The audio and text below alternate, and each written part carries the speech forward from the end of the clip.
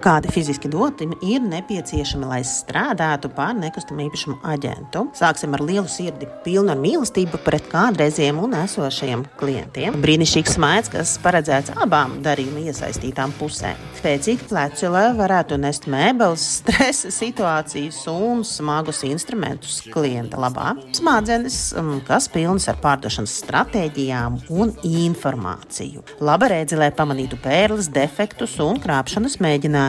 Stipras rokas, lai varētu noturēt atslēgu virtenes, tikt ar daudzām lietām vienlaicīgi un arī atvērtu vīna pudeles, svinot veiksmīgu darījumu. Stipras iekšas, lai ticētu savai intuīcijai, paliktu pie savu un spētu noformēt darījumu. Bieza āda, lai izturētu iebildumus, grūtus izaicinājumus un spēcīgas emocijas. Izturīgi ceļgali, lai varētu pietupties un palīdzētu klientiem sakopt viņa dzīvokļu grīdu, kā arī pēdējais ātras kājas, lai varētu paspēt būt 100 objektos vienlaikus.